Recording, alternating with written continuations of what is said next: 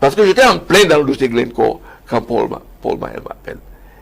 J'étais écœuré et j'ai donc appelé sa mère, qui est en fait sa tante, et elle m'a confirmé. Et puis lundi, je suis allé au CED, j'ai demandé à le voir, je l'ai vu, il m'a expliqué sa situation et tout, et je me suis constitué de façon spontanée et j'ai exigé qu'on ne fasse pas de son cas un cas de... Certes, ça montre les problèmes qu'on a ici au Cameroun, point de vue des droits et libertés, mais dans ma tête, la chose à faire, c'est de le libérer. Il était courageux, il parlait bien, mais c'est traumatique aussi pour un enfant de cet âge-là, de se retrouver dans une cellule. Il était bien traité, il n'y a pas de problème, il y avait une douche, il n'y avait pas vraiment de problème. Et je me suis attelé donc avec des autres confrères, donc,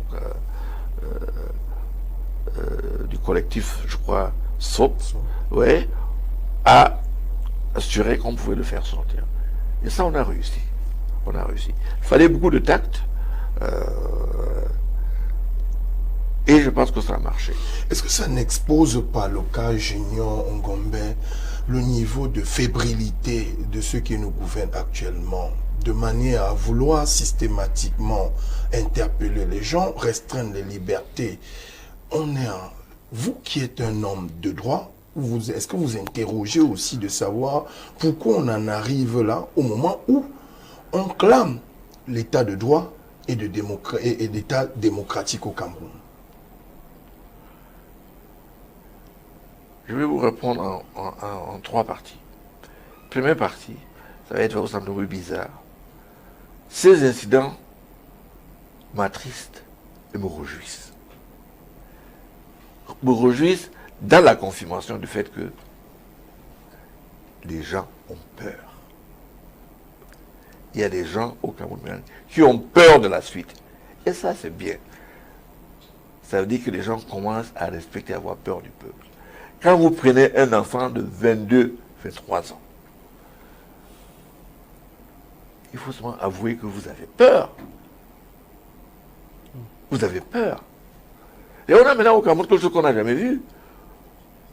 Un gouvernement divisé. Avant, c'était l'opposition. Maintenant, pour une fois, c'est clair. Les correspondantes, on voit qu'il y a des conflits entre des membres du gouvernement. On n'a jamais vu ça. Ça, ce sont les indices, en ce qui me concerne, qui montrent quelque chose qui ne va pas. Et je reviens à votre question, vous avez... C'était à Neuf, je pense, parler de la code électorale, s'il faut pas. Oui. Ceux qui pensent que maintenant, là, où ils ont peur, où ils sont plus faibles, ils vont donc aller toucher le code électoral pour inventer l'opposition, mais ils sont en train de rêver. Il faut mettre l'effort ailleurs. Donc, c'est pour ça que je pense que oui, bon, est-ce qu'ils vont le faire, est-ce qu'ils ne vont pas le faire? Ils vont jouer sur tous les textes pour donner l'avantage à l'État parti. Donc, de ce côté-là, donc, cette peur montre que les citoyens sont en train de marquer des buts. Les droits et libertés qui sont bafoués maintenant au Cameroun, les positions prises des fois par le ministre de l'AT, ne rêve de rien. Ne rêve de rien. Je ne vais pas entrer en détail sur ça parce que tout le monde le voit, l'entend et l'écoute. Et partout où je vais, je suis interpellé par les organisations internationales et tout qui me demandent, mais au fond, qu'est-ce qui se passe? Donc de ce côté-là, vraiment, c'est clair. Le Cameroun a été expulsé de EITI, c'est quoi? EITI, comme on dit en français, Extractive Industry Transparency Initiative. L'initiative dans les industries extractives, je crois que c'est IETE, je pense. IETE en français. Bon. Pourquoi on a été expulsé la première fois? Manque de transparence. On ne donnait pas les chiffres. On ne lisait rien. En 2018-2019, on passe donc cette fameuse loi sur la bonne gouvernance et la transparence, qui protège les journalistes, qui dit qu'il faut qu'on leur donne toutes les informations et tout ça et tout ça. Et là-dedans même, on réitère l'histoire de déclaration des biens. Cette loi a été passée ça nous a permis de réintégrer IITI. Mais 3 ans après, cette organisation a découvert que nous avons menti. On a essayé de faire ce que nous savons faire, dribbler par ici, dribbler par là. On a été de nouveau expulsés de l'IITI. Donc, cette manque de transparence constant,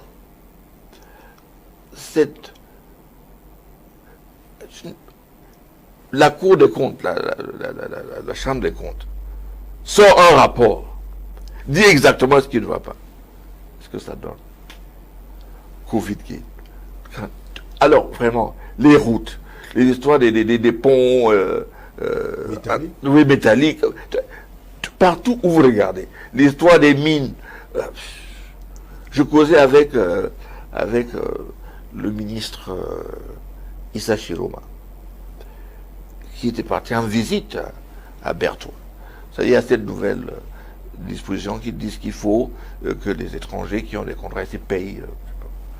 Quand il part à Berthoud, il veut savoir combien de Chinois il y a là-bas.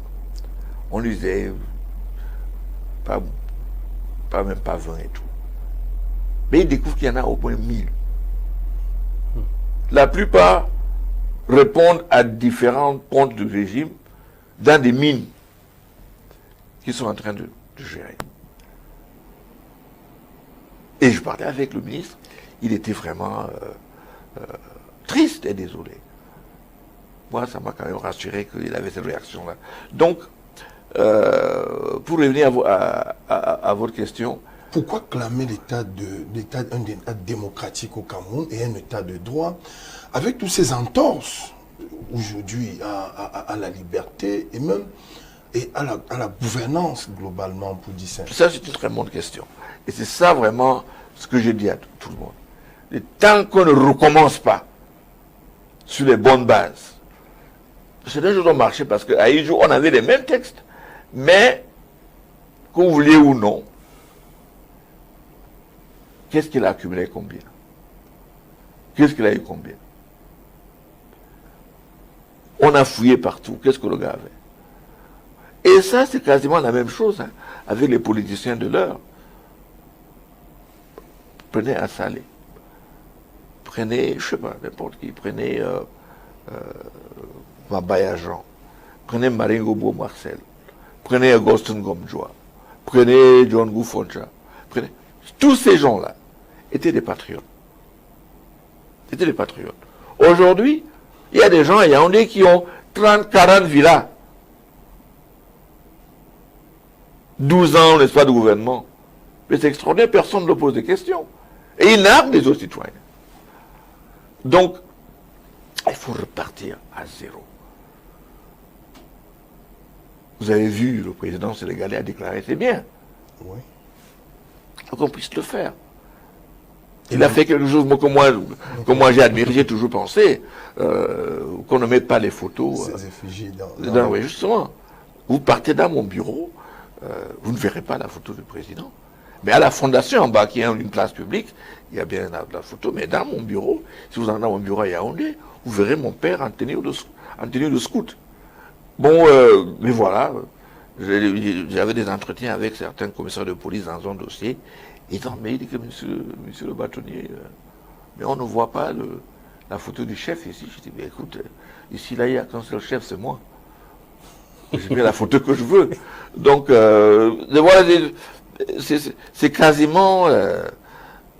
Est-ce que ce n'est pas ce messianisme-là, orchestré par les hommes du président, qui les empêche effectivement de mettre en application les lois que le Cameroun c'est donné. Ils ne font pas ça pour le président, ils font ça pour eux-mêmes.